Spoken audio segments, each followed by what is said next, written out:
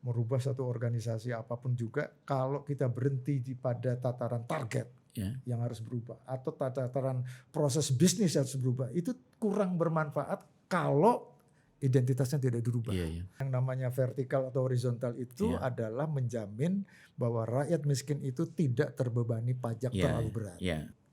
Jadi rupanya kunci dari kemajuan 8% ini bukan di pajak tapi non pajak ya, dari pendapatan negara bukan pajak. Tiga-tiga ini Pak, negara ini harus ditolong, negara ini banyak sekali kebocoran, negara ini banyak sekali potensi. Kalau itu kita garap itu dengan normative views-nya kami di badan ini, insya Allah ini tercapai.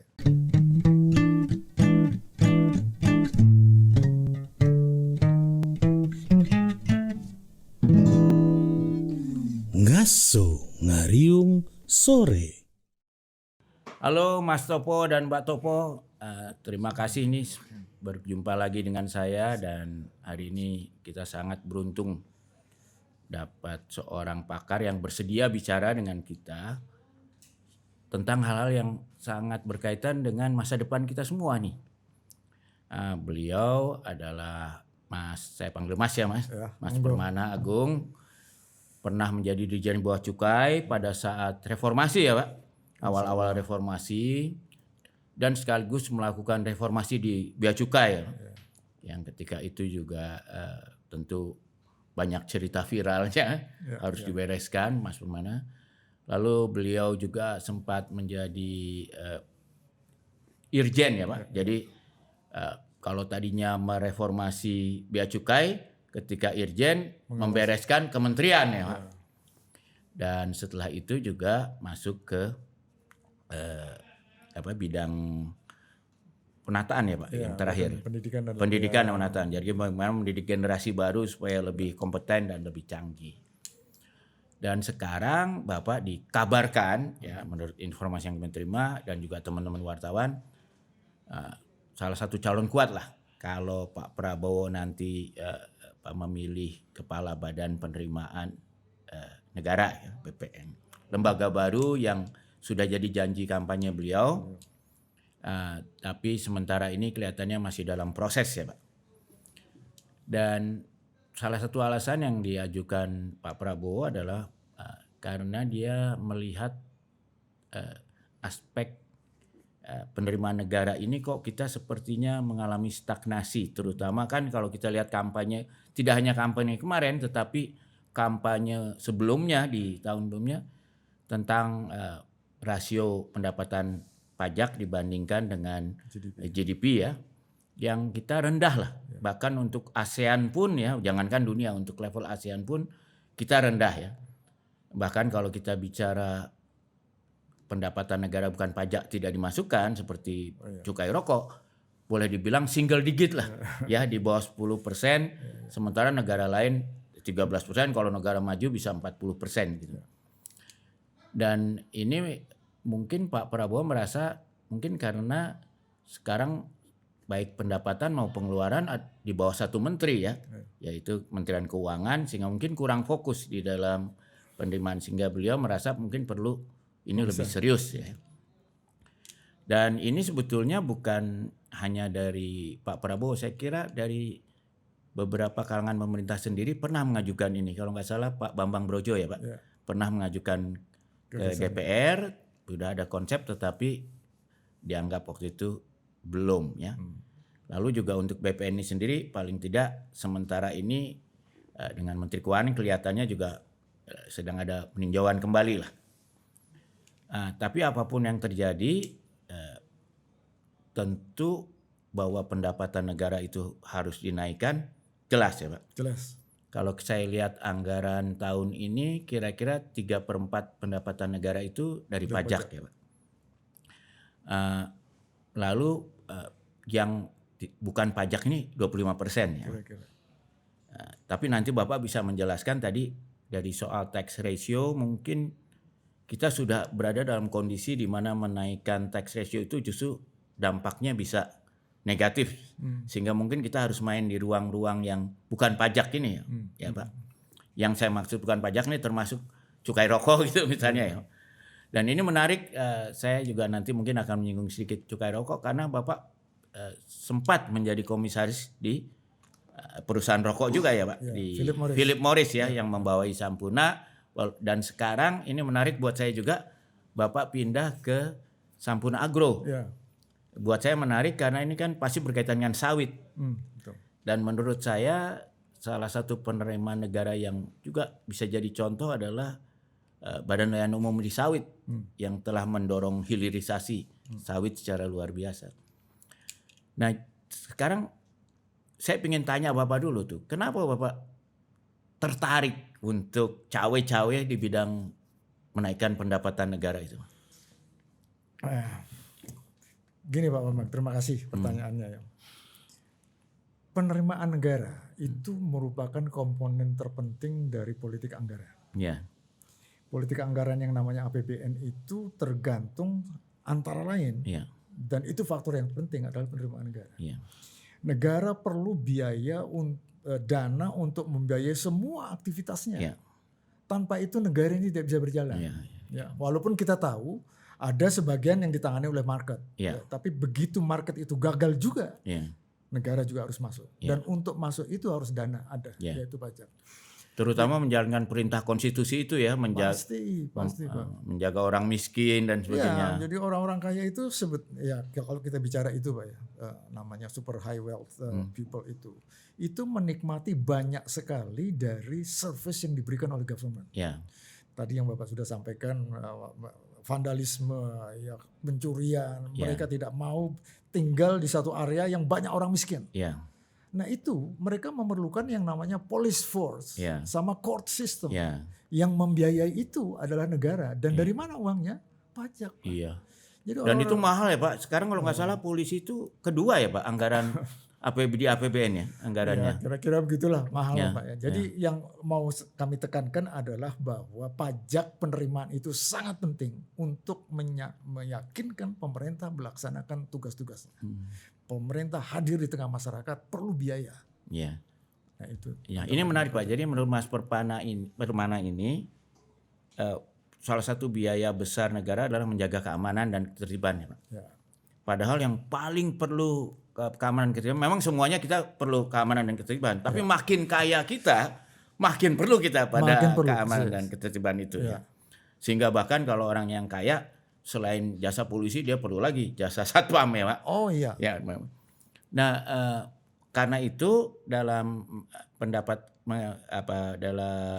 mendapatkan pendapatan negara ini berlaku sistem yang progresif ya. Supaya lebih adil gitu. Jadi mereka yang menerima lebih banyak jasa pelayanan pemerintah tentu membayar pajaknya lebih tinggi ketimbang mereka yang lebih sedikit. Kira-kira gitu ya Pak? Ya betul. Nah dalam hal ini kita melihat memang di Indonesia salah satu sebab mengapa pendapatan negara itu belum setinggi yang kita harapkan adalah karena keadilan ini belum betul-betul terjadi ya Pak. Iya, saya kira ini pertanyaan yang menarik ini. Kita harus bisa membedakan antara equity, equality, sama justice. Justice ya. Kalau kita equal, ini ibaratnya kalau ada 3 orang, ya, suami yang agak tinggi, istri agak rendah, sama anak kecil, menonton ada tembok besar di sini, nonton pertandingan sepak bola. Kalau equality, 3 orang ini saya harus kasih 1 peti untuk berdiri di atasnya, equal. Padahal si bapak sebetulnya sudah bisa lihat, tapi karena approach-nya equality, 1-1. Tapi kalau equity itu siapa yang membutuhkan? Kalau bapak tidak perlu saya tidak kasih lagi. Anak yang kecil mungkin 3 peti saya kasih. Ibunya mungkin 1 peti. Itu equity. Tapi kalau kita bicara justice, bukan masalah peti yang kita mau sediakan. Tembok itu kita robohkan. Jadi justice ini berkaitan dengan menghilangkan semua hambatan-hambatan yang dicita-citakan oleh bangsa ini. Itu justice. Ya kalau justice itu ini juga ya membuat kelasnya sama. Jangan orang yang beratnya 100 kilo diadu lawan yang 50 kilo ya. Seolah-olah equal gitu. Padahal nggak equal. Ya betul. Jangan sampai bapak itu dikasih 7 peti malah. Yang sudah bisa lihat malah dikasih tinggi. Anaknya malah yang nggak bisa lihat malah digaliin lubang. Iya betul. Dan juga kalau bicara tentang keadilan ini juga tentu orang yang menggunakan misalnya kelebihan dananya untuk investasi memberi pekerjaan orang lain, tentu dianggap harus diperlakukan lebih baik ketimbang yang dipakai uangnya buat bersenang-senang aja gitu ya. Untuk konsumsi lah misalnya. Konsumsi ya. Nah, dalam kaitan itu Pak, menurut Mas Permana ini kita itu kan sekarang tuh dari pajak kira-kira 75% dari APBN tuh kira-kira 1.700 triliun lah. Triliun ya. Itu berapa persen dari kapasiti itu sebenarnya menurut perkiraan kasar aja? Harusnya lebih tinggi berapa banyak kalau kita efisien? Kalau saya menjawab pertanyaan tadi dengan pakai acuan kebocoran Pak ya. Kalau nanti bertanya tentang efisiensi. Kalau kita bandingkan ICOR Indonesia dengan negara-negara di sekitar kita, itu tergantung data yang kita mau pakai. Kalau pakai data 2019 kita 8,6, negara-negara di sebelah kita itu 4,5. Itu kalau kita bandingkan, itu kebocoran di APBN kita itu 47%. Dan itu artinya apa? Kalau kita ingin punya pertumbuhan ekonomi yang sama dengan negara-negara ASEAN, kita harus punya modal 2 kali lebih besar dari mereka. Atau kalau modal kita sama, pertumbuhan kita separuhnya mereka. Dan itu terjadi kenapa? Karena kebocoran. Karena tidak efisiennya CIG tadi, Pak. Nah, ini Pak, kebocoran ini sempat ramai karena saya ingat dulu bapaknya Presiden Prabowo, Pak Sumitro kan yang termasuk pertama nyebut ICOR 30% sebagai kebocoran 30%. Nah, banyak orang salah paham, dipikir kebocoran itu dicuri. Enggak juga ya. Enggak juga. Sebagian ya. Nah, 47% angka kebocoran ini yang paling besar di sektor mana, Pak? Begini, Pak. Kalau kita bicara kebocoran, kita juga harus menghubungkan dengan yang namanya underground. Underground ekonomi ya. Underground ekonomi itu satu aktivitas ekonomi yang beyond kontrol pemerintah. Iya, Pak ya. Karena dia beyond kontrol pemerintah, by definition kita sudah belum bisa memperkirakan. Seperti judi online itu masuk itu ya Pak? Iya, termasuk itu. Nah, saya mau kasih lihat ini Pak. Ini adalah perbandingan antara tingkat pertumbuhan ekonomi, itu yang biru. Yang biru ya. Dan tingkat pertumbuhan konsumsi yang merah. Untuk pertumbuhan ekonomi kita harus faktornya 3, drivernya kan 3. Kita sudah sama-sama ketahui, konsumsi, investasi sama government expenditure. Coba kita lihat itu kuartal 1 dan kuartal 2. Itu kondisi normal. Konsumsi itu berada di bawah pertumbuhan ekonomi. Itu yang normal. Sama juga kuartal 4 dan seterusnya. Itu konsumsi di bawah. Iya, betul. Berarti space yang ada sisa itu diisi oleh investasi dan government expenditure. Jadi yang mengerikan itu di kuartal 2 dan 3 tahun 2023. Kok aneh bisa pertumbuhan ekonomi kita di bawah pertumbuhan konsumsi.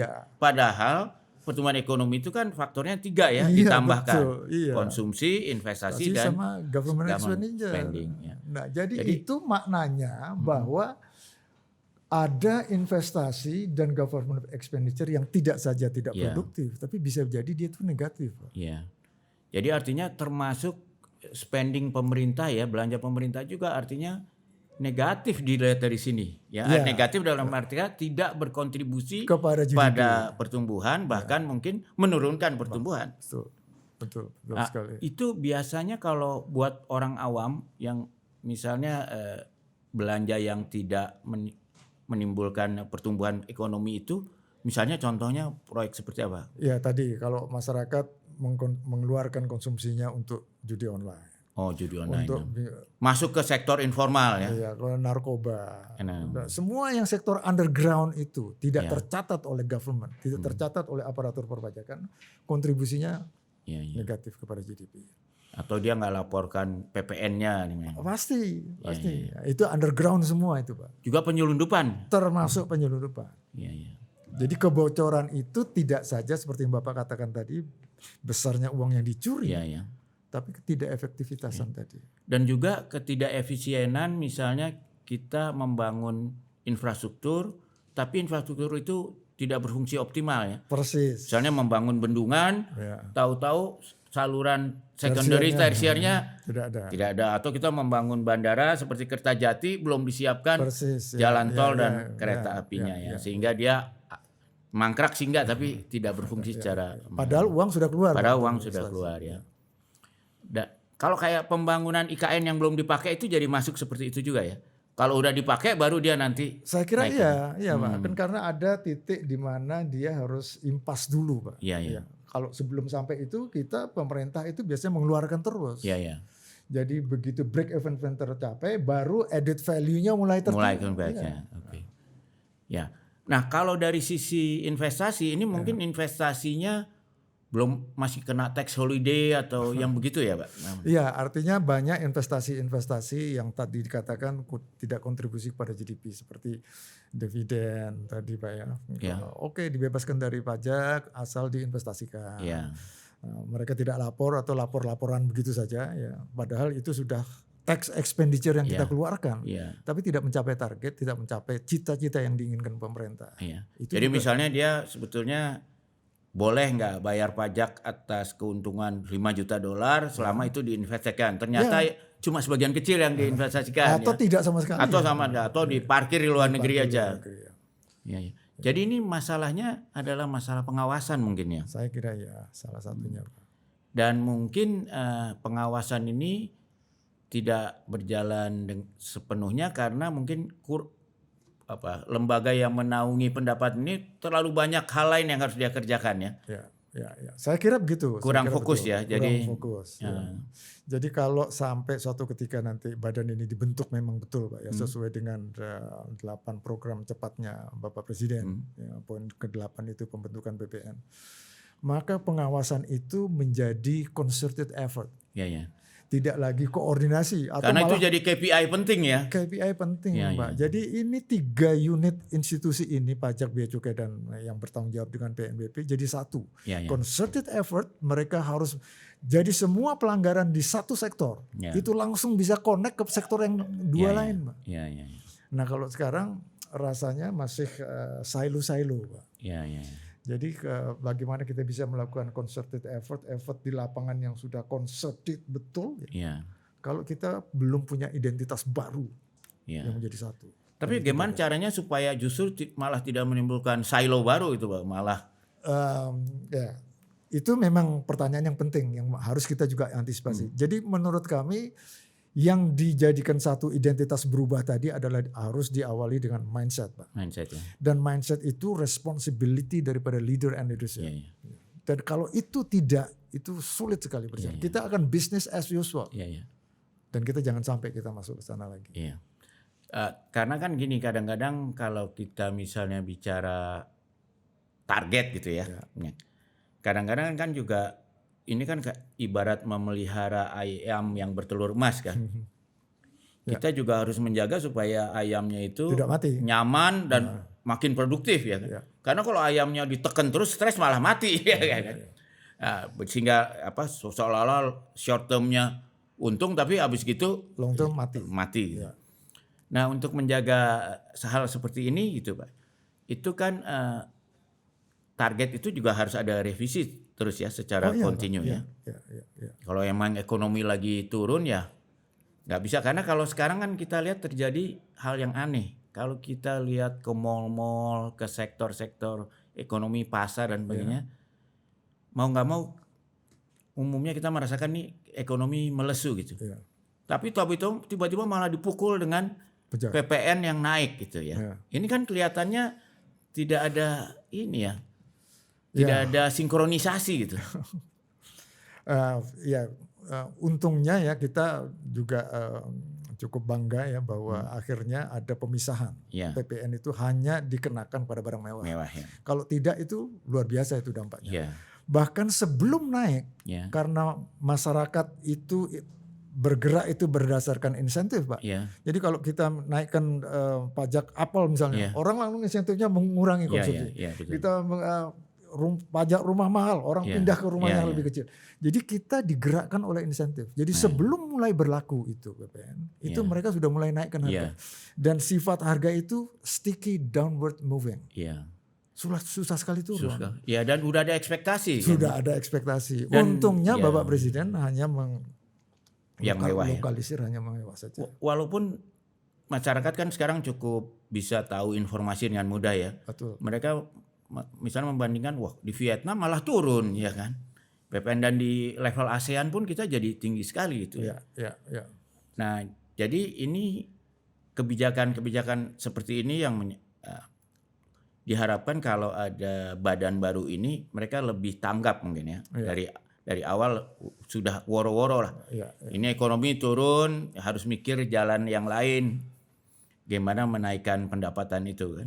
Bahkan karena di lain pihak kita lihat ekonomi yang tekstil dan apa-apa turun, tapi kan kita lihat keuntungan di sektor tambang misalnya naik besar gitu kan ya. Jadi bahkan tahun lalu rekor itu saya kira batu bara dan nikel ya. Nah ini saya kaitkan dengan yang namanya Dutch Sea. Mungkin Pak Bambang pernah. Itu negara. Itu tesisnya Dr. Mari Pangestu. Betul. Jadi Belanda suatu ketika tahun 1977 baru menemukan sumber minyak baru. Gas ya. Gas. Benungnya di Groningen itu. Tapi lalu ekonominya menjadi runyam. Padahal industrinya hancur. Jangan sampai pola Dutch Sea ini mengintai Indonesia. Kita bergerak, ekspor kita hanya tergantung dari 6 komoditi saja. Hampir 40% rata-rata dari total ekspor kita dari 6 komoditi. Jadi pembiayaan APBN tergantung pada itu. Dan itu kan bahaya itu. Begitu itu drop itu harga, ekonomi kita juga slow down. Dan kita kan udah punya pengalaman. Saya ingat dulu kan pendapatan migas kita jauh lebih besar daripada non migas ya. Tapi kita punya para senior kita punya udah paham bahwa ini nggak akan berlangsung terus sehingga mereka melakukan kebijakan-kebijakan mendorong non migas kan ekspor non migas. Itu yang betul. Jadi sekarang juga kelihatannya yang saya tangkap dari Mas Permana melihat kelihatannya pajak ini sudah masuk ke ruang yang sulit. Kelihatannya yang non pajak ini yang lebih punya peluang untuk ditinggikan. Saya kira iya. Jadi yang namanya PNBP tadi itu salah satu di samping menutup kebocoran itu merupakan potensi penerimaan perpajakan. Jadi banyak barang-barang yang komoditas-komoditas tadi pajak ekspornya harus mulai ditata kembali. Nah itu.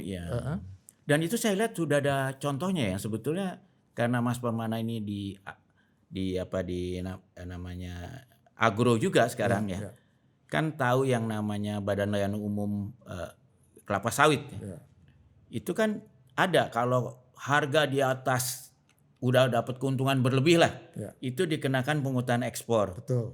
Dan pungutan ekspor ini bukan dipakai untuk menambah APBN, tapi untuk menghilirkan. Betul. Nilai tambah daripada sawit itu dan kelihatannya itu sangat berhasil karena terbukti hilirisasi di sawit itu terus tiap tahun berkembang terus.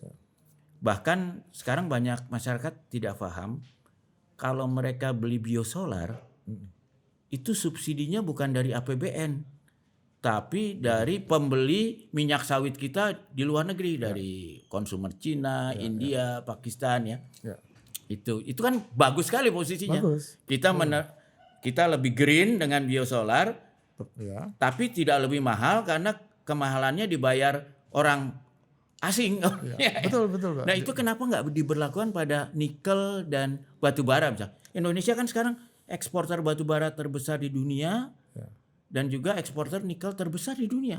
Ya betul Pak. Di negara-negara BRICS kalau saya singgung BRICS itu ekspor Indonesia 60% itu di Cina. Saya tidak mendalami datanya. Mungkin sebagian terbesar adalah barang-barang itu Pak. Karena kalau saya lihat sekilas kalau nggak salah ekspor kita itu dari batu bara sekitar 900 miliar dolar ya. 90 miliar dolar kalau nggak salah. Kira-kira. Jadi saya ngebayangkan kalau dikasih 10% aja nggak itu udah 9 miliar dolar gitu. Itu jauh lebih besar. Itu bisa menutup kenaikan PPN 12% gitu kan daripada mengenakan pada orang-orang banyak ini kan. Karena saya lihat kalau harga nikel di atas $14.000 aja udah senang ya. Apalagi di atas 16.000. Jadi kalau kita kenakan pungutan ekspor di atas $16.000, udah oke. Lebih gila batu bara Pak. Batu bara itu kan teman-teman saya di batu bara kalau harga acuan di atas $40 udah seneng. Sekarang hampir $140 harganya. Itu Pak ya. Cuma konsekuensinya jangan sampai APBN itu didrive hanya dengan itu Pak. Jadi semua pembiayaan digantungkan kepada komoditas yang lagi populer itu. Ya. Makanya itu Pak, menurut saya yang kelapa sawit itu bagus. Karena dia kan tidak masuk ke APBN, tapi dia menambah nilai tambah hilirisasi dan pajak dari investasi hilirisasi ini yang kemudian masuk ke APBN karena kita nilai tambahnya besar. Sudah tambah besar gitu. Itu contoh berhasil dari hilirisasi. Iya. Itu mungkin kalau ada badan baru ini bisa lebih fokus ke hal seperti inovasi seperti ini ya. Dia cari-cari di mana aja yang PNBP ini yang bisa berjalan ya. Nah satu lagi, ini mungkin lebih menarik juga. Salah satu PNBP terbesar kita kan sekarang cukai rokok. Kalau nggak salah 240 triliun. Ya. Tapi ini kembali ke teorinya ayam bertelur emas kan. Ya. Jadi nggak bisa kita hanya berpikir kita naikin aja pendapatan naik. Karena itu juga kalau terlalu tinggi bisa menimbulkan black market, ya kan? Ya. Kalau terlalu rendah ya potensi pendapatan hilang. Nah, dengan pengalaman Mas Permana ini di dua sisi udah pernah kan di kementeriannya ada di cukai rokok. Apakah cukai rokok kita ini udah optimum atau masih ada ruang untuk? Pertanyaannya bagus. Disertasi saya itu sebetulnya mengenai cukai, Pak. Waktu saya kembali itu tahun 84-85 pertama kali penerimaan cukai melampaui penerimaan biaya masuk. Ya. Jadi Pak, sebetulnya kalau kita tanya apakah masih ada ruang apa tidak, tergantung kita melihat existing rate sekarang berada di posisi mana. Kalau dia sudah berada di prohibitive range of government dari kurva Laffer ini, nama saja prohibitive. Dilarang pemerintah punya rate ada di situ. Apalagi kalau sudah ada di situ mau dinaikkan lagi. Itu dampaknya penerimaan tidak naik, malah turun. Bahkan employment akan tergerus. Jadi kalau kita mau naikkan itu, kalau pertanyaannya tadi masih ada room apa tidak, kita lihat dulu di mana itu. Kalau dia masih ada di bawah dari prohibitive range tadi, kita mau naikkan nggak apa-apa. Penerimaan pasti naik. Tapi kalau sudah di atas itu, naikkan rate tidak menjamin penerimaan naik. Ya, kalau saya yang terganggu dari cukai rokok itu satu. Apa itu Pak? Dulu itu sebelum undang-undang cukai yang sekarang, cukai itu dibedakan dengan pajak. Karena cukai itu tujuannya bukan menaikkan pendapatan pemerintah, tujuannya adalah menurunkan konsumsi barang yang dicukai dan membiayai mitigasi dari dampak negatif akibat konsumsi barang yang dicukai.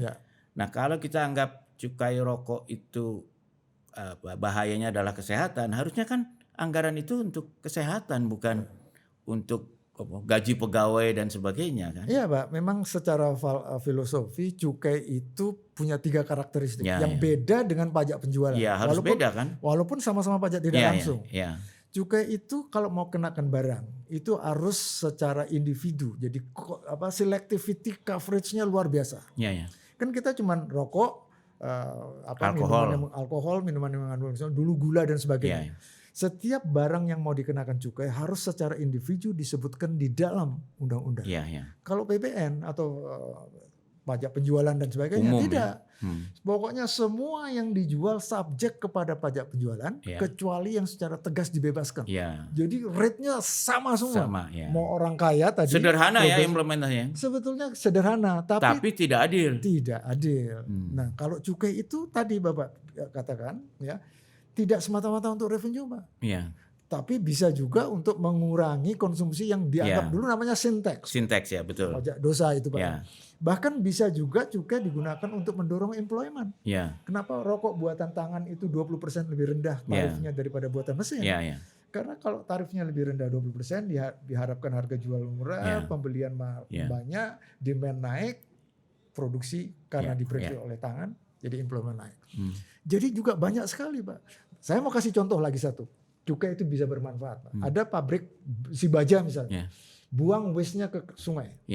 Dibawa oleh aliran sungai ke kanan. Di sana ada pabrik minuman yang salah satu bahan bakunya adalah air. Ini kan terjadi externality Pak. Atau itu tambak udang Pak. Mati semua udangnya.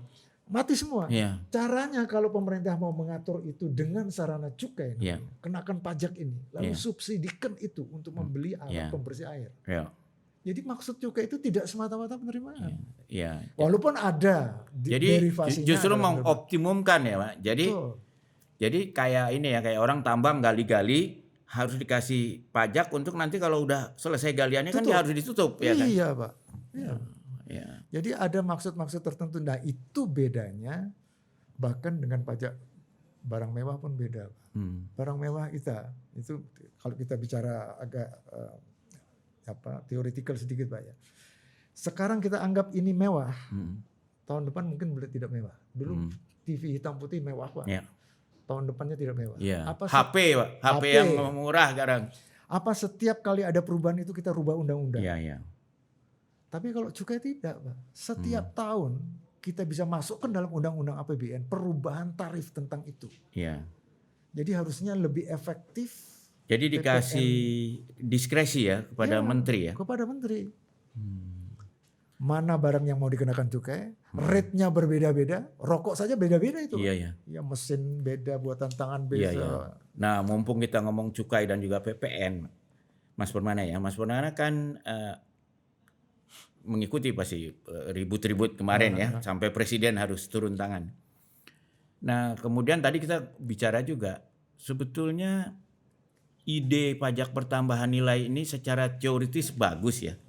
Tapi dalam prakteknya terutama di negara yang masih lemah, masih banyak korupsi, ya administrasi lemah, itu perlu mungkin harus ditinjau ulang ya.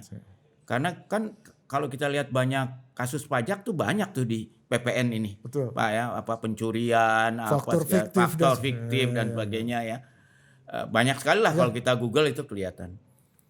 Apakah tidak sebaiknya kita kembali aja ya ke sistem pajak penjualan aja gitu, karena itu final kan? Iya, betul sekali. Ya, final. Dan apalagi tadi saya cerita di beberapa negara atau kota bahkan bisa sales tax itu dikasih nomor undian gitu ya. Yang mungkin tiap minggu atau apa diundi dengan harga itu. Sehingga orang-orang warga tuh malah senang kalau bayar sales tax itu, karena dia ada harapan dapat undiannya ya, daripada ikut judol itu kan. betul. Ada undiannya dan juga mungkin manajemen cost-nya juga jauh lebih rendah karena tidak rumit ya. Pasti. Simple. Apa nggak sebaiknya kita kembali aja ke sana ya? Ya, ini sebetulnya pertanyaannya strategis betul dari Pak Bambang ya. Memang PPN itu adalah perkembangan mutakhir dari negara-negara OECD terutama, Pak ya.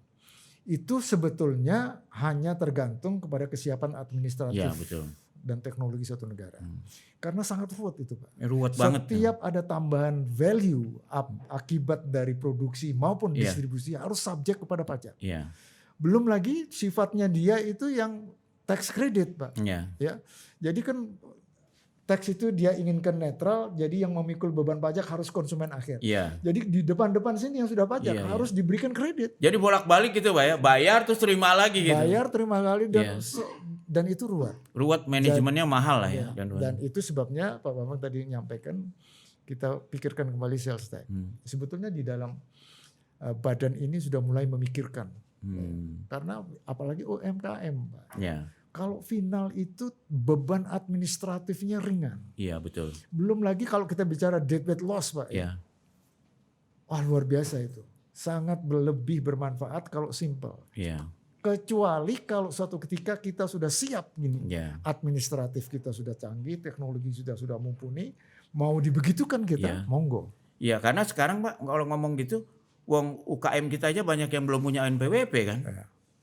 Ya kan. Betul, jadi maksudnya kita bukannya mau setback, tapi menyesuaikan diri dengan kapasitas kita.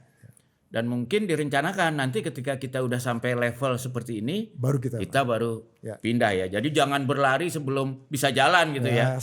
Ini baru bisa merangkak udah disuruh lari malah kecemplung. Saya kira benar tuh. Jadi memang ini gunanya kalau ada lembaga baru ya. Jadi bisa memikirkan inovasi-inovasi yang bukan sekedar kasih target tahun ini sekian, tahun ini sekian ya. Saya kira betul.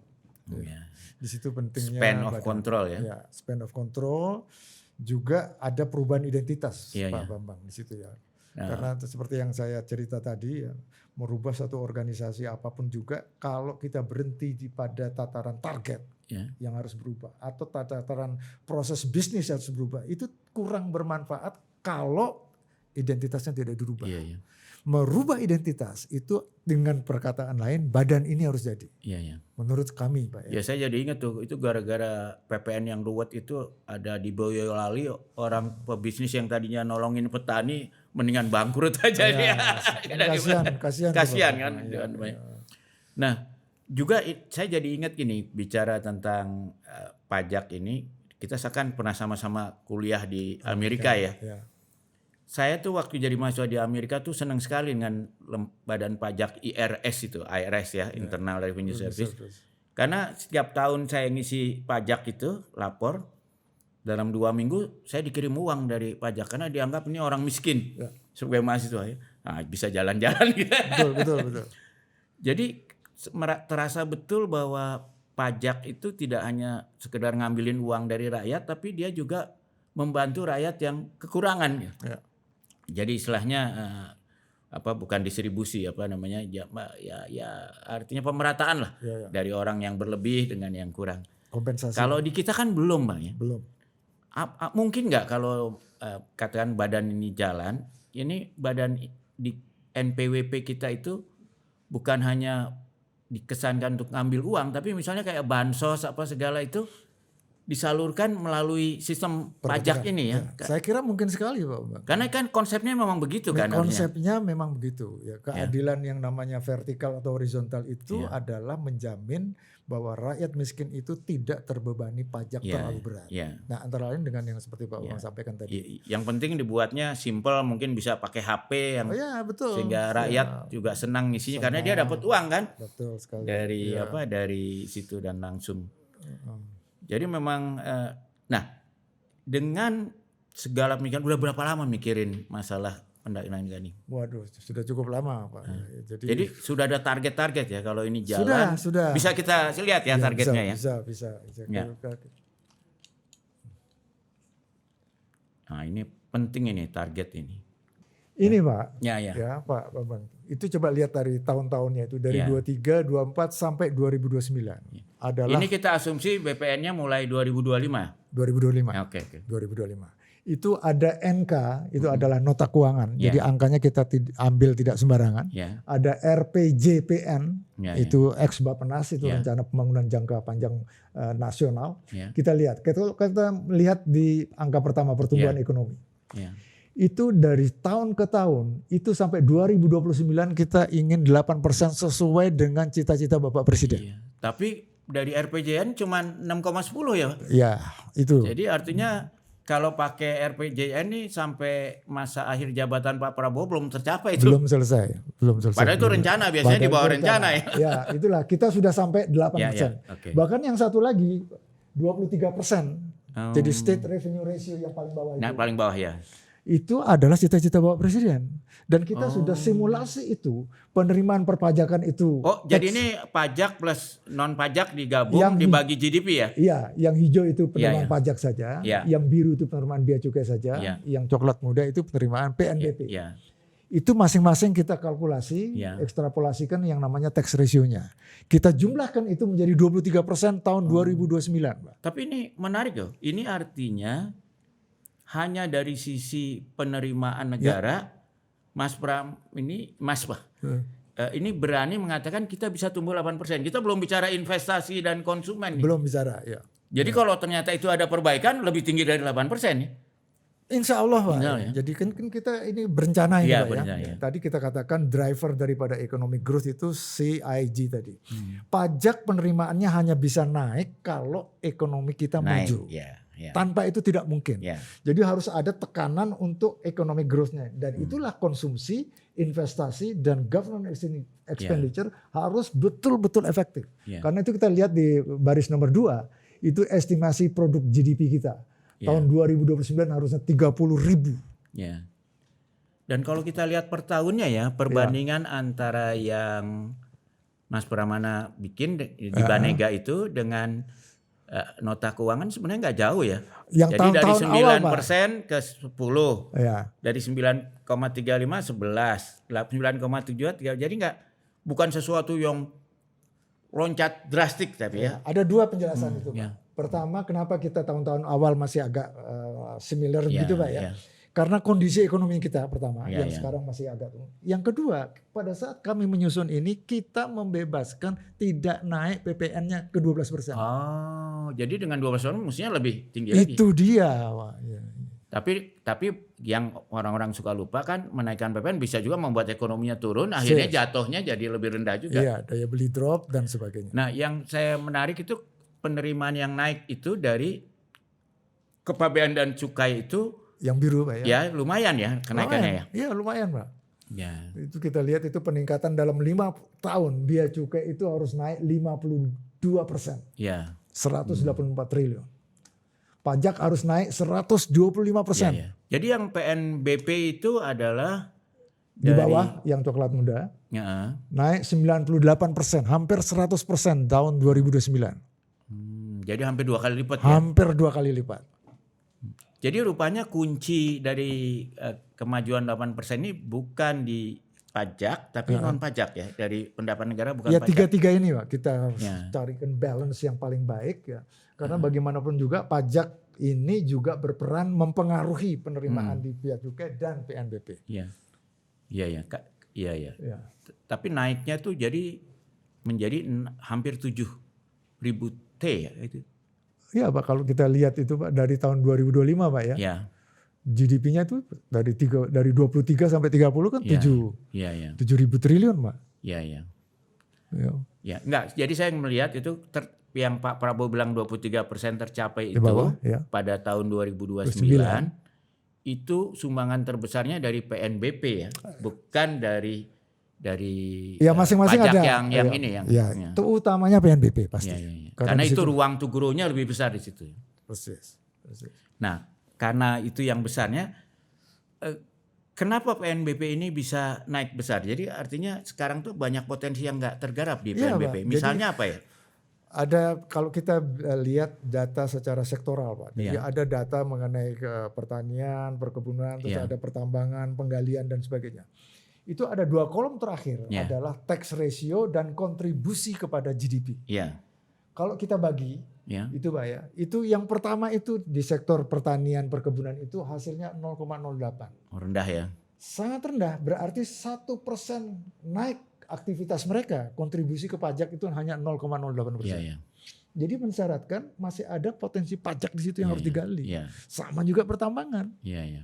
Apalagi pertambangan kalau dia merasa kontribusinya sudah cukup besar. Sekarang pertambangan 0,08 juga. Enggak, itu pertanian dan perkebunan. Perkebunan, ya. Ya, kalau pertambangan itu lebih tinggi, Pak. Iya, ya. Persoalannya lebih tinggi ini di mana ini? Iya, iya.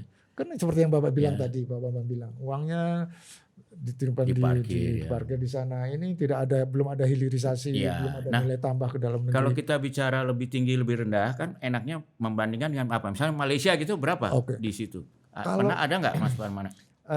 Di sini tidak saya tampilkan, Ya. Pak. Tapi dari segi industri mereka, apalagi kalau dengan Ya. Vietnam, jauh Ya. di atas kita. Misalnya kalau di Vietnam dari pertanian ke GDP-nya berapa persen? Wah, besar sekali, Pak. Oh. Kita ini Kita kan 0,08 nih, nggak sampai 1% ya. Itu nggak sampai 1%. Iya, Dan kita bandingkan dengan rata-rata nasional kenaikan tax ratio. iya, iya. Rata-rata nasional kan cuma 8 kan Bapak Iya, bilang, iya. di bawah 10%. Iya, iya. 0,08 dibandingkan 8. Jadi Iya. kontribusinya kecil Kecil sekali. ini, Pak. Iya, Jadi iya. harusnya mereka mepet ke angka 8. Itu berarti aktivitas pengumpulan pajak cukup efektif, kontribusi kepada GDP juga cukup baik. Tapi kalau pertanian itu namanya. Kalau perkebunan mungkin nggak. Kalau pertanian itu kan dikaitkan dengan sandang Oh ya. yang agak politically sensitif itu, Pak. Ya, ya. Kalau kita belah antara pertanian dengan perkebunan, itu ada bedanya nggak, Pak? Data Kalau di situ- perkebunan kan banyak ekspor, Pak. pasti. Pertanian memang untuk menjamin produksi dalam negeri. Iya, iya. Tapi kadang-kadang kita pun juga masih impor. Iya, betul. Ya, untuk menyelamatkan domestic supply itu. Nah, di dalam data BPS itu belum terpisah data pertanian, perkebunan. Di dalam sektoral itu pertanian, perkebunan, pengolahan, Ya. terus pertambangan, penggalian dan sebagainya. Yang sektor yang udah kelihatannya sudah oke, Ada 32 sektor itu Ya. di bawah itu Pak ya. yang udah kira-kira global benchmark atau Yang- sama tetangga. Itu adalah sektor keuangan. Oh, kalau keuangan kita malah Ya, udah relatif oke asuransi, ya. keuangan sudah relatif. Ya, Sudah ya. oke. Mungkin Kalau karena yang mereka lain- betul-betul diawasi banyak lembaga ya. Saya kira iya. Akhirnya kembali kepada yang Bapak sampaikan, aspek pengawasan. Jadi artinya kenaikan pendapatan negara bukan pajak ini faktor pendorong utamanya adalah pengawasan yang lebih efektif ya. Salah satu yang paling penting itu sebabnya di badan ini Pak. Kekuatan daripada auditor dan pengawas lapangan itu menjadi sangat sentral. Ya karena yang saya pernah dengar dari teman-teman di pajak, mereka suka bilang di Direktorat Pajak itu ada semacam paradoks ya. Ya. Mereka sangat kekurangan akuntan, tapi kelebihan pegawai. Jadi, Iya, iya. nah jadi artinya kalau lembaga baru ini ada kesempatan untuk betul-betul mengambil yang sesuai dengan keperluan ya. Betul, betul Pak. Dengan adanya bea cukai, Bapak tahu bea cukai itu pola pengawasannya tidak semata-mata auditing Pak, Iya, iya. pembukuan, Iya, tapi iya. juga physical. Iya, iya. Bapak lihat rokok harus ada pita cukai, Iya, terus iya. ngangkut barang minuman beralkohol harus ada dokumen pelindung Iya, iya. menjadi fisik. Jadi kombinasi bea cukai dan Direktorat Jenderal Pajak, Iya, iya. pengawasan yang sifatnya auditing, Iya. bookkeeping dan physical Iya. itu akan dikombinasikan. Iya, iya. Itu perlunya concerted Iya, iya. effort dalam Iya. satu badan. Ya dan juga ini menurut saya ya kebetulan saya kemarin kan di timnya Pak Mahfud itu ya. Oke. Kita lihat juga dari penerimaan negara itu terutama kebocoran sektor tambang kan tinggi sekali Ya. ya. Dan sebetulnya dengan yang Presiden Prabowo bilang melalui digital itu ada benarnya. Ya. Karena sebetulnya kalau kita misalnya ke Singapura, semua kapal sebesar apapun itu harus ada semacam alatnya yang memberi informasi. Kapal itu ada di mana, muatannya apa dan bagaimana. Ya. Nah, kalau alat itu dimatiin aja itu dia bisa ditangkap.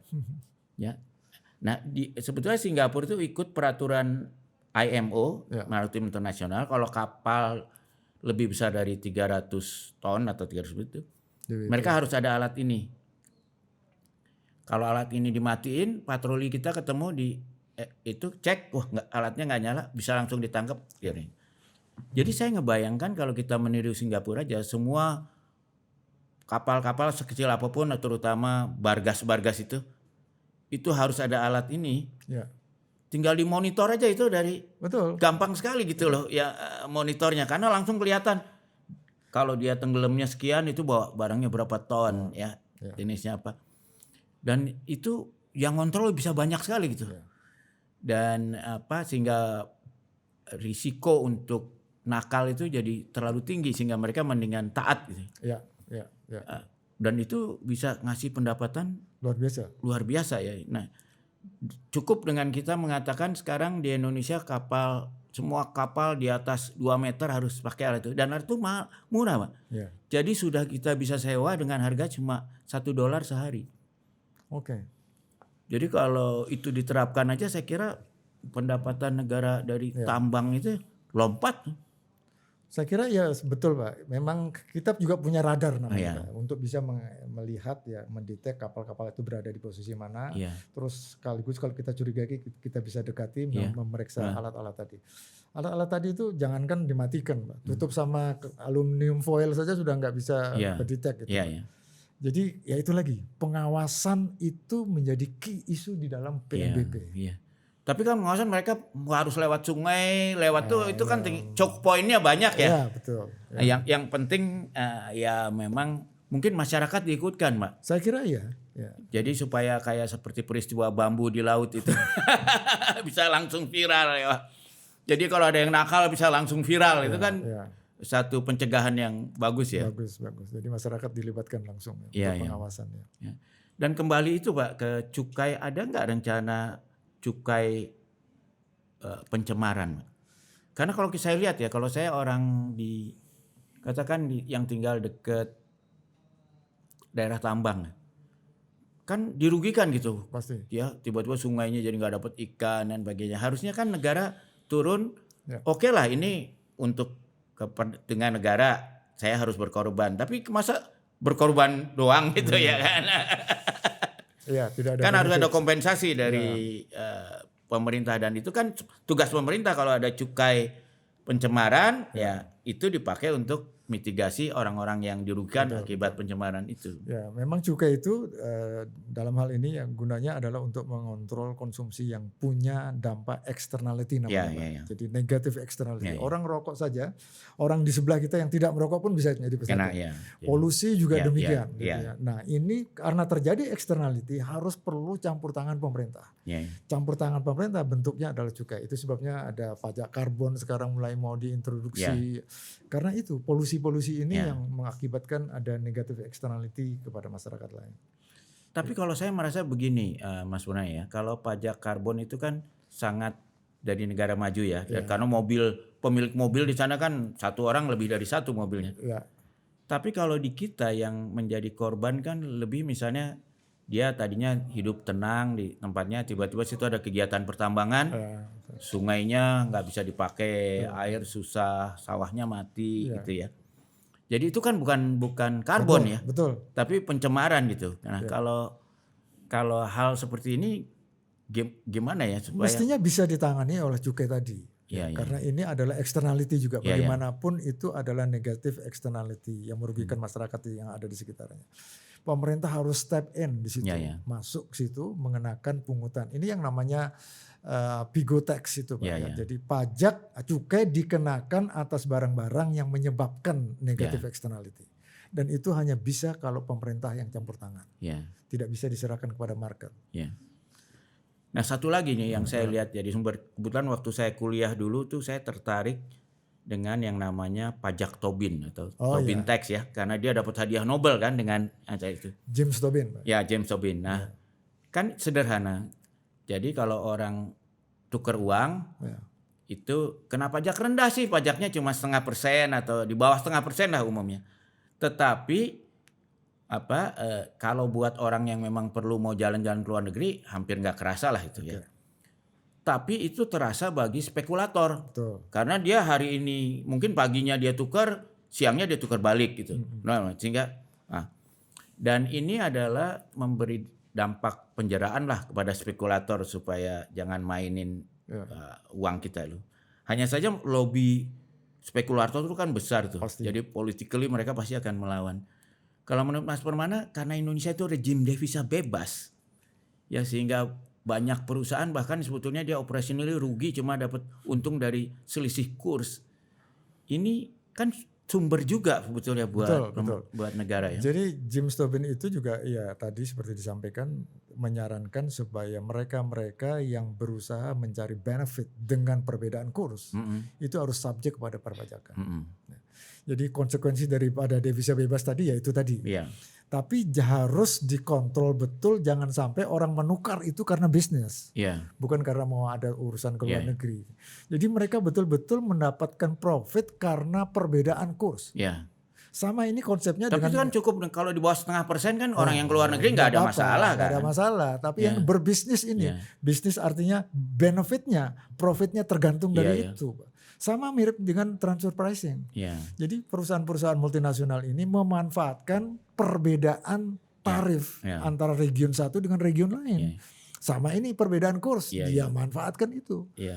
Cuma saya kebayang sih kalau Mas Permana mau menerapkan itu pasti ada perlawanan 9 naga dan sebagainya yang selama ini menikmati itu. Kira-kira udah punya tekad nggak untuk melawan yang seperti ini? Kami kira Pak, kami ini kan melihat mengacu pada komitmen Bapak Presiden.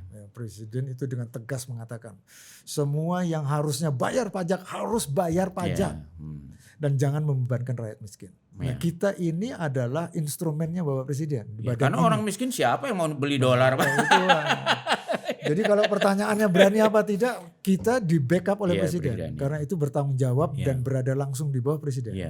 Kita harus tembus itu. Ya karena saya kira lumayan itu Pak. Besar itu pasti. Karena termasuk yang ekonomi bawah tanah itu juga kan dia harus juga jual beli itu kan. Iya Pak, underground ekonomi. Dan di era digital ini bisa otomatis dilakukan dengan. Ya, saya kira ya. Betul. Nah, kemudian kembali ke ke soal pajak ini.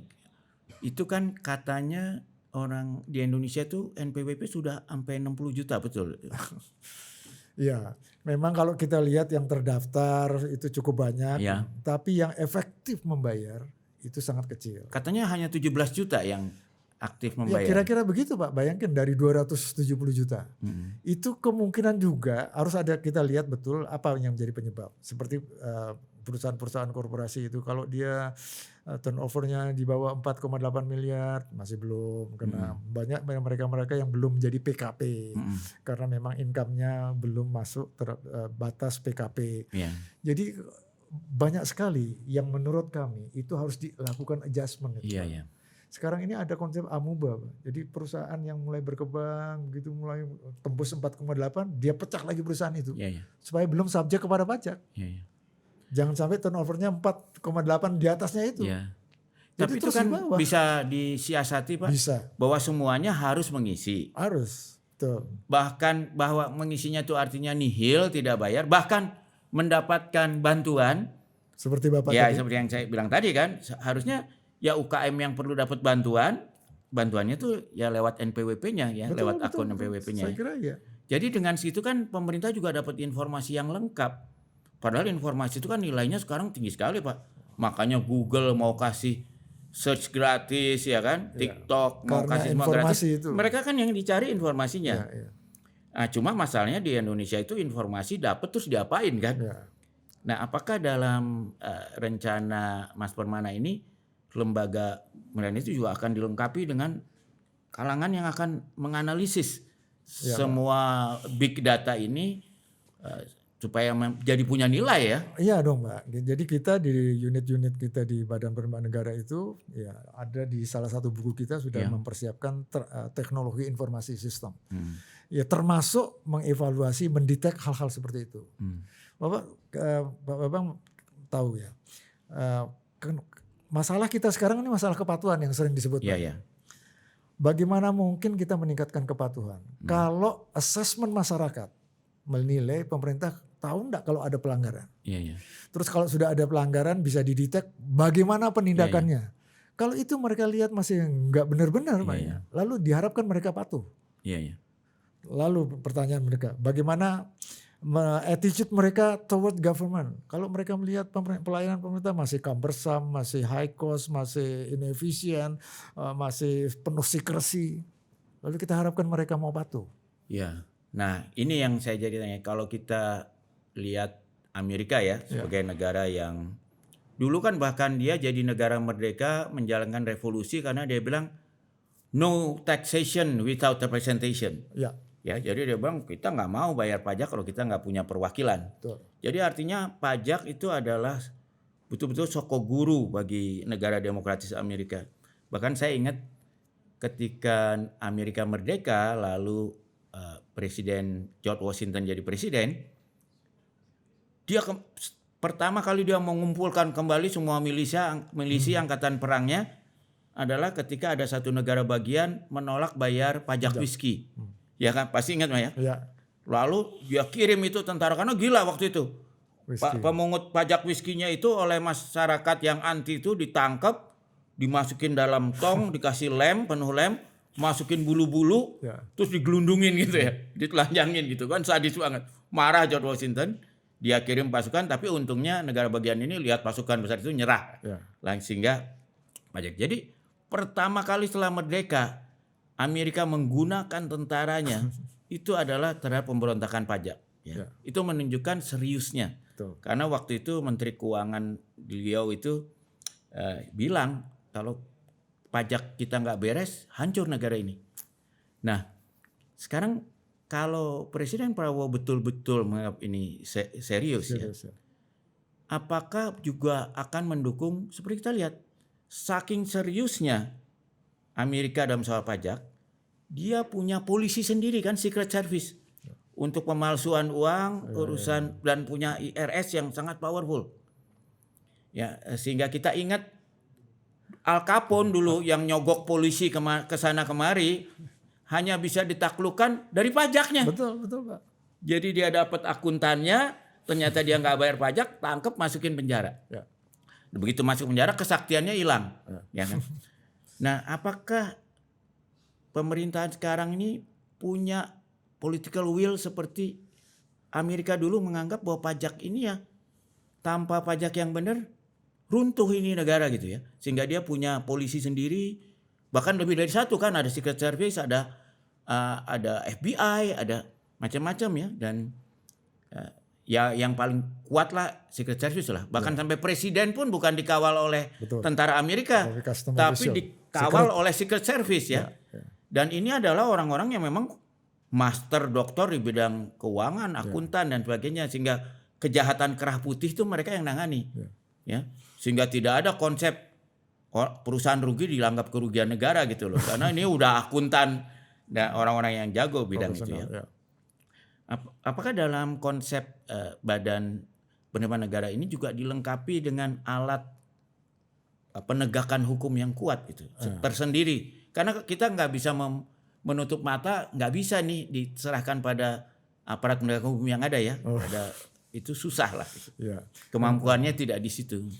Saya mensitir kembali yang Al Capone tadi Pak. Memang tahun 1920-an itu gangster yang paling luar biasa. Iya. Karena semua polisi dikantongin sama dia. Tapi dia justru tertangkap karena tax evasion, masalah perpajakan. Jadi memang di dunia ini yang pasti cuma dua Pak, kematian sama pajak. Gitu. Jadi itu harus betul-betul menjadi perhatian. Nah kita punya dari kewenangan undang-undang kita merevisi banyak sekali undang-undang ke dalam Perpu kita mengatur salah satunya. Kalau suatu ketika ada peradilan berkaitan sama perpajakan, terus sudah diputus oleh suatu pengadilan, itu tidak akan menghilangkan kewajiban dia membayar pajak. Itu sudah satu langkah yang maju dan besar menurut kami Pak ya. Bahwa tadi ada Secret Service dan sebagainya, kita memberdayakan yang namanya yang ada di dalam sampai kita bekerja sama dengan yang lain. Kita kan kalau membentuk sendiri Secret Service terlalu complicated.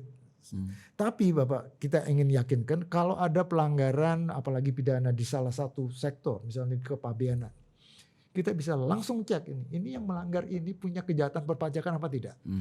Kita cek lagi dia punya kejahatan perpajakan, punya tambang apa tidak. Jadi satu ini Pak. Jadi dalam sistem informasi kita lihat tinggal bridging saja itu antara Cortex, Sesa di Bea Cukai dan Simbaranya di PNBP. Itu jadikan satu. Tapi Mas sebenarnya saya tuh khawatir gini, karena kan kita meniru self assessment pajak itu kan dari Amerika ya. Self assessment itu kan artinya kita ngisi sendiri ya kan, bukan. Artinya kita harus jujur. Tapi kan harus ada disinsentif yang kuat kalau kita tidak jujur ya kan. Kalau di Amerika itu saya lihat hanya 2 institusi yang begitu powerful kalau soal pelanggaran, yaitu pajak dan narkoba. Jadi kalau orang dituduh menggelapkan pajak atau narkoba, itu bisa langsung seluruh asetnya disita, ya, dan dalam 6 bulan akan dilelang. Kalau nanti ternyata dia diputus nggak bersalah, ya hasil lelangnya itu ya dikembalin, bukan mobilnya atau apa, tapi hasil. Sehingga saya ingat dulu teman saya ada yang hobinya, dia hobi mobil mewah, dia nunggu itu lelang orang narkoba atau penggelap pajak karena lelang biasanya lebih murah. Tapi itu kan memberi kepastian hukum. Kalau di kita kan mau nyita juga takut. Nanti tahu-tahu di MA-nya diputus nggak bersalah, waduh digugat ganti rugi. Tapi kalau ini jelas aturannya. Pokoknya kita lelang, barang kamu itu ya seharga yang harga lelang. Kalau nanti ternyata kamu di ujung akhir diputus nggak bersalah, ya yang lelang hasil lelang itu aja yang dikembalikan itu. Kita mirip polanya seperti itu. Diputus bebas dia, kewajiban pajaknya tidak hilang. Tapi enforcementnya itu gimana? Itu pertanyaannya. Ya, enforcement tadi. Untuk menyita itu ada nggak? Kita mempersiapkan di dalam salah satu bagan itu adalah dengan kelengkapan teknologi informasi tadi Pak. Jadi saya tidak bisa menyampaikan di sini, belum bisa ya. Data orang setiap wajib pajak itu bisa kita lihat Pak, dengan data bridgingnya badan kita nanti akan kita bentuk. Dia naik mobil apa, isi bensin di mana, belanja di mana, itu datanya lengkap. Dia punya pabrik rokok, mesinnya kapasitas 1 jam berapa, semua lengkap. Dia melakukan kejahatan, siapa yang dihubungi, lengkap itu datanya. Pernah ada satu case di Bea Cukai, kita bisa lihat itu Pak. itu berkaitan orang-orang di Indonesia dengan di Taiwan, dengan di Thailand, dengan di Singapura, semua itu ada. Nah tinggal lagi seperti yang Bapak tanya tadi, siapa yang harus melakukan penindakan? Iya, itu kan yang repotnya. Ya. Saya kira kami kira Pak ya dengan komitmennya Bapak Presiden itu kita lihat nanti Pak, sampai seberapa jauh kita bisa. Saya kasih contoh yang paling gampang. Belum lama ini kan kita heboh. Ada seorang pensiunan Mahkamah Agung ditemukan uang cash dan emas nilainya 1 triliun loh kira-kira ya.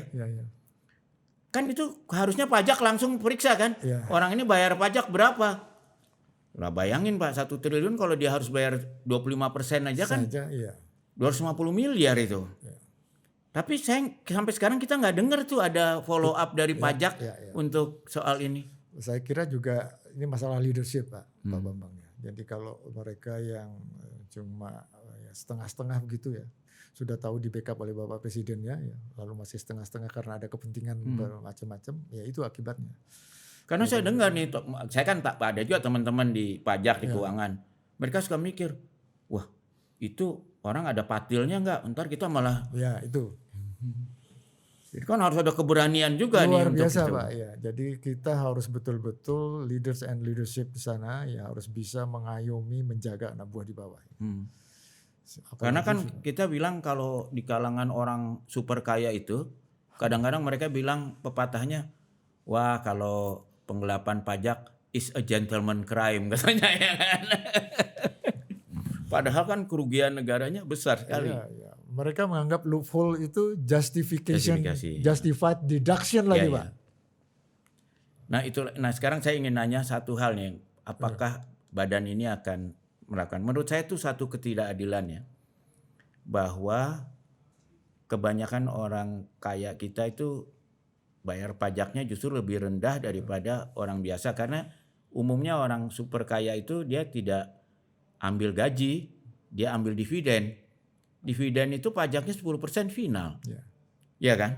Sementara karyawannya mungkin bayar 35% ya. Sekarang paling tinggi 35 ya. Jadi anak buahnya yang jauh lebih tidak sekaya dia lah, jauh di bawahnya, bayar pajaknya 35%. Loh kok ini bayarnya 10%? Ya. Lalu udah gitu teman saya yang main saham itu cuma kena 1% itu. Jadi artinya apa? Artinya membuat orang ya mungkin menjadikan itu tax saving gitu loh. Ya. Tax saving itu tadi. Jadi Pak, kita sebetulnya dari dunia internasional itu pajak itu ada 4 sebetulnya. Ya. Ada income based. Iya betul. Terus ada yang consumption based tadi. Yang satu lagi ada yang tadi passive income. Orang tidak perlu kerja tapi dia dapat dividen dan sebagainya. Ini wealth tax. Yang kita ini sementara ini yang ada hanya properti Pak. Tapi kekayaan orang itu belum subjek kepada pajak. Nah ini yang harusnya kita tata kembali Pak. Jadi Mas Permana setuju ada wealth tax. Karena kalau di negara lain kan justru ditinggalkan gitu. Kecuali Perancis kayaknya mau balik lagi ya. Iya, Perancis mau kembali Pak. Karena memang kita banyak sekali orang kaya yang justru menikmati seperti yang Pak Bambang sampaikan tadi. Dia cuma bayar 10% karena passive income-nya Pak ya. Sementara yang di bawah bayar 35%. Tapi orang itu kaya, super kaya Pak. Lalu pajak kok belum cawe di situ. Iya. Dan lalu kemudian biaya hidup mereka yang mewah itu juga dianggap sebagai cost of business, bukan yang mengurangi pajak, mereka hitung bukan itu. consumption tax gitu loh. Bukan consumption tax, dia masukkan dalam biaya itu Pak. Jadi ada pengurangan pajak di situ. Nah ini kan ketidakadilan Pak. Di Amerika itu Pak Bambang, masalah keadilan itu lebih didebatkan daripada masalah efisiensi pajak. Di Indonesia harusnya kita mulai. Masalah keadilan. Soal wealth tax itu harus didebatkan lagi ya, apakah perlu atau tidak. Nah yang satu lagi itu mengenai transfer pricing ini, apa yang menurut Mas Permana harus dilakukan ya? Karena ya rahasia umum lah, teman-teman kita terutama yang ekspor seperti di tambang, perkebunan, itu dia bikin perusahaan lagi di Singapura. Lalu perusahaan dia di tambangnya atau kebunnya ini jual ke perusahaan dia sendiri di Singapura dengan harga yang rendah. Karena dia jual dari kantong kiri kantong kanan. Baru dari Singapura ini dia jual ke pembeli yang sebenarnya dengan harga besar. Sehingga perusahaan ini untung, bayar pajaknya di Singapura. Karena di Singapura dia bayar mungkin 15%. Nah, itu apa kita nggak ada cara untuk ini kan artinya lintah darat ini kayak apa ya? Nyerap kita dapat tambangnya yang polusinya, dapat segala macam racunnya segala macam. Tapi yang nerima pajaknya negara lain gitu. Ya, saya kira teman-teman pajak sebetulnya sudah mengantisipasi. Undang-undangnya sudah ada, tinggal lagi eksekusinya. Ini kan persoalannya masalah implementasi. Karena itu ada yang namanya compliance gap kita cukup besar. Compliance gap kita itu bisa mencapai 2,3% dari GDP kita. Karena kalau dari sisi saya belajar dari sawit ya, BLU sawit nih BPRS, kalau mereka kan jelas mereka nggak mau pakai harga real, dianggap real. Mereka pakai harga acuan aja internasional. Pokoknya kamu jual berapa nggak tahu, bayar pajaknya harus harga acuan ini. Jadi transfer pricing memang harus. Jangan sampai orang memanfaatkan yurisdiksi yang beda tarif pajaknya. Nah, menurut Mas Permana kira-kira kebocoran akibat transfer pricing ini berapa besar? Wah, ini ada perhitungannya. OECD menghitung, IMF menghitung, Pak ya. Terus ada Anstat juga menghitung. Itu rata-rata 200 miliar dolar sampai 240 per tahun. Jadi kalau dirata-ratakan per negara itu 10% dari pajak corporation income tax. Jadi di negara kita bisa ratusan triliun juga itu 1 tahun. Dan itu sumber penerimaan. Nah, Mas Permana ya, menurut saya nih ini saya terus terang sangat inspired nih hari ini. Karena selama ini tuh saya dengar banyak teman-teman saya ekonom apa segala tuh menganggap 8% itu seperti itu almost impossible lah, mission impossible ya. Tapi hari ini saya duduk sama Mas Permana melihat angka secara detail ini, dan apalagi karena saya melihat ini dari utamanya dari pendapatan bukan pajak ya. Saya melihat bahwa ini suatu yang sangat mungkin gitu ya. Sangat mungkin. Bukan achievable gitu loh. Saya kira achievable. Sangat achievable, bukan suatu yang bombastis karena itu. Dan karena itu boleh nggak nanti ya data ini kita taruh di websitenya Total Politik ya, bisa diunduh gitu supaya kita bisa dapat kritik-kritik ya, boleh. Dari mungkin mereka yang lebih pintar dari kita ini bisa lihat di sini atau bertanya ingin tahu lebih lanjut. Dan nanti bahan-bahan itu ya nanti kita kumpulkan, kita cari kesempatan lagi sama Mas Permana untuk kita menjelaskan ya. Karena kalau bisa 8% why not gitu. Saya ingin merespon dulu kemungkinannya Pak. Pak Bambang tahu menyadari kenapa ekonom itu sering sekali disagree satu sama lain Pak. Ada 2 faktor penyebabnya Pak ya. Falsafah ekonomi ini mengatakan yang menyebabkan mereka disagree, tidak setuju satu sama lain itu pertama itu karena mereka meragukan validitas daripada positif teori yang dipakai oleh satu orang atau orang lain. Tapi yang kedua ini yang paling penting. Mereka disagree tentang value seseorang. Value ini akan menentukan yang namanya normative views dan normative action. Kalau kita ini melihat normative views kita, negara ini harus ditolong, negara ini banyak sekali kebocoran, negara ini banyak sekali potensi. Kalau itu kita garap itu dengan normative views-nya kami di badan ini, insya Allah ini tercapai. Ya kalau saya tuh kenapa saya senang ngobrol sama Mas Permana, saya tuh bukan bicara dengan orang teoritis, orang akademis. Mas Permana kan pernah jadi dirjen Bea Cukai. Di Bea Cukai pernah pernah di lapangan kan, tahu betul kondisi lapangan gitu. Lalu tahu juga sebagai irjen tahu kondisi di Kementerian Keuangan seperti apa lah. Lalu sebagai di bidang litbang pendidikannya tahu pejabat-pejabat sekarang dulu ketika dididik itu bagaimana? Kapasitasnya seperti apa sehingga you really know apa namanya kapasitas kita itu seberapa jauh ya. Dan angka-angka ini kan bukan angka dari langit tapi kan saya bayangin Mas bilang 8% mungkin nggak, coba kita lihat detailnya. Mungkin ya. Nah 8% ini mungkin ini kalau kita kan dalam manajemen skenario optimis, moderat, pesimis. Ini ketika sampai angka 8% 2029 ini masuk skenario mana? Ini sebetulnya begini Pak, kalau kita bandingkan effort ya Pak ya. Effort yang selama ini kalau kita bandingkan dengan rencana penerimaan dibagi dengan jumlah tahun yang kita observasi itu. Sekarang itu cuma 13%. Kalau kita mau mencapai ini 23 ya. 23 22 kali kita harus lebih berat bekerja baru mencapai ini. Dan itu teman-teman di badan itu sudah sangat memahami itu. Bila perlu kita, istilah kami itu, mewakafkan ilmu tenaga kita untuk menyelamatkan negara. Ya. Dan ini dengan kapasitas Pak, dengan kondisi kementerian yang kita tahu seperti sekarang, ada kapasitasnya. Yang sekarang Pak. Ya. Tinggal leadershipnya aja gitu ya. Saya kira pertama leadership, kedua identitas Pak. Karena kalau tidak disatukan, ini silo-silo sekali. Masing-masing terpisah-pisah, satu programnya Cortex, satu Bea Cukai Seisa, satu Simbara. Dan sudah ada cara untuk melakukan itu. Itu perlu berapa lama untuk identitas itu? Saya kira tidak terlalu lama. Setahun cukup? Enggak sampai malah. Dan relatif tidak terlalu besar biaya, tidak seperti Cortex yang sekarang. Nah, untuk mencapai ini ngomong biaya sih tadi.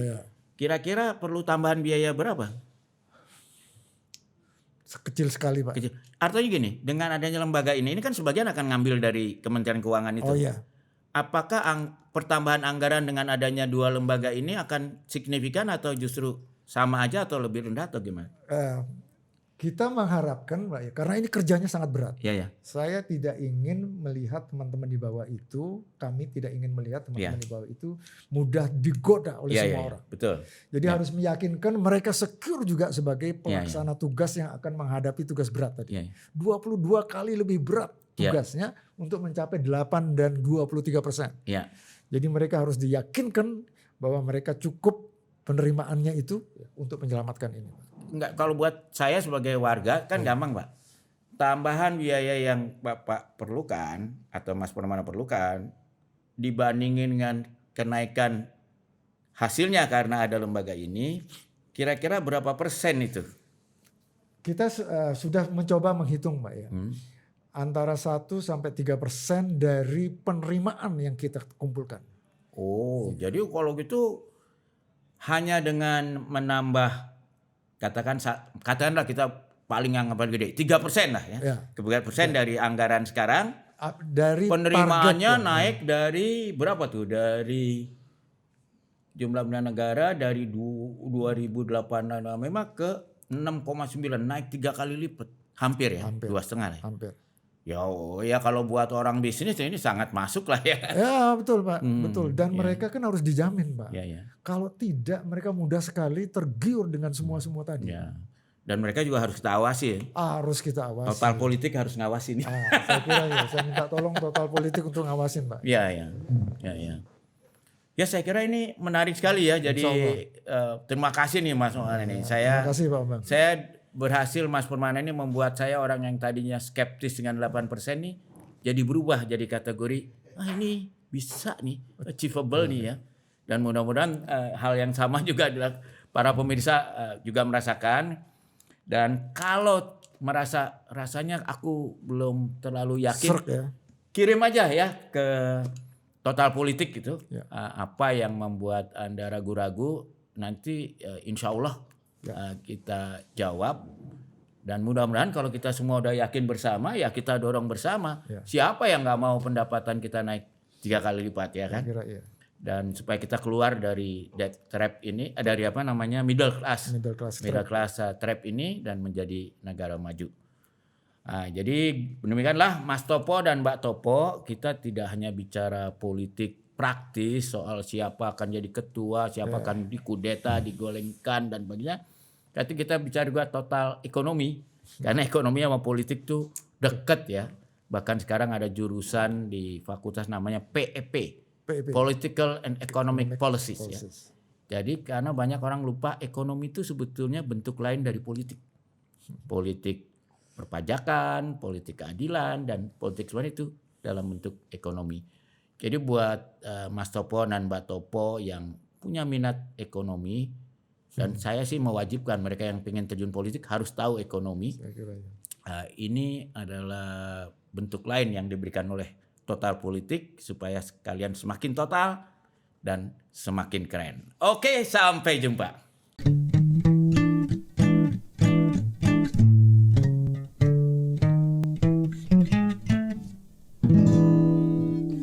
Ngaso ngariung sore.